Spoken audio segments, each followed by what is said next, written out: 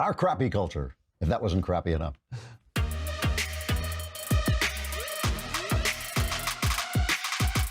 So the wonderful Laura Ingraham, who has a really good new show on Fox, she went after some NBA stars who were criticizing the president. Just play a little clip of what she said. I feel like our team as a country is not ran by a great coach. It's not even a surprise when he says something. It's not even a surprise. It's like laughable. It's like it's laughable. It's laughable and it's scary. But it's also scary because I shouldn't be numb to your racist comments. Right. I shouldn't be numb to your behavior. I called those remarks barely intelligible, not to mention ungrammatical. And last night, which is difficult to dispute, and the left erupted. Slate's piece was titled, "In Insulting LeBron James, Laura Ingraham proves James' point about racism." Oh, okay. It accused me of, quote, something vile and racist. Almost all the stories accused me of dog whistle commentary, and many claimed my line that LeBron should shut up and dribble was racist. What? I wrote a book 15 years ago, fairly well-known, New York Times bestseller called Shut Up and Sing. And I've been using variants of that title to call out political celebrities for 15 years without regard for skin color, where you came from, what you do. You know, it's funny because nobody wants to actually shut anybody up, including Laura Ingraham, I'm sure. She's just telling them, you know, she doesn't care what they say, which is what shut up and sing means. But nobody wants LeBron James not to express his opinion. But the question is, why are we listening? The question is, why are we listening? Jennifer Lawrence, the actress, right? She says she's set to take a break from acting. Hunger Games star Lawrence revealed her plans while promoting her latest movie.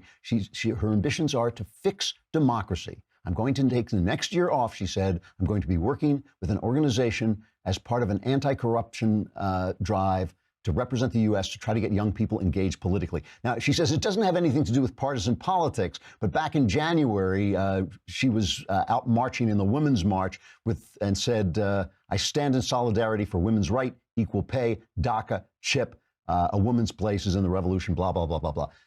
In Dubai, this is from WND, in Dubai, there was a 3-day globalist summit, which had all the great experts, including Robert De Niro, Goldie Hawn, Forrest Whitaker. These were people talking about, and here's what Robert De Niro said. He said, he's in Dubai, right? He's in the United Arab Republic. He says, I flew here last night from a backward country, a place where science once reigned and lately has been replaced by ignorance. That's the way Robert De Niro, the billionaire movie star who, is talking about America overseas. The thing about all of this, and I think people get this, it's just the press, the breathless press, because people will turn in to see Jennifer Lawrence, they'll tune in to see Robert De Niro, so they have to pretend these people have some kind of more authority than they do. This is displaced authority. This is like when you have a poster on a teenager has a poster on his wall with Albert Einstein saying something about world peace. Albert Einstein didn't know anything about world peace. He didn't know anything about what makes for world peace. He knew that E equals MC squared. God love him. LeBron James, love watching the guy on the court.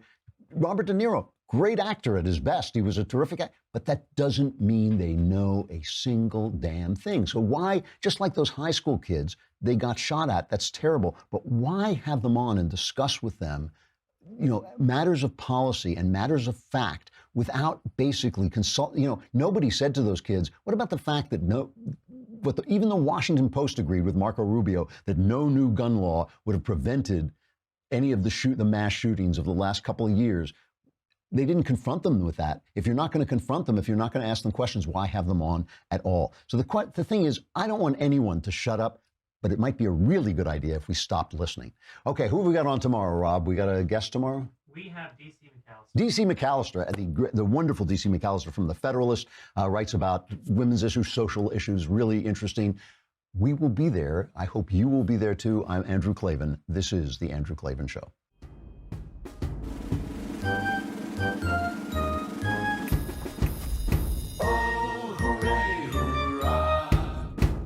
The Andrew Klavan Show is produced by Robert Sterling. Executive producer, Jeremy Boring. Senior producer, Jonathan Hay. Our supervising producer is Mathis Glover. Technical producer, Austin Stevens. Edited by Alex Zingaro. Audio is mixed by Mike Cormina. Hair and makeup is by Jesua Olvera, and their animations are by Cynthia Angulo and Jacob Jackson. The Andrew Klavan Show is a Daily Wire Forward Publishing production, copyright Forward Publishing 2018.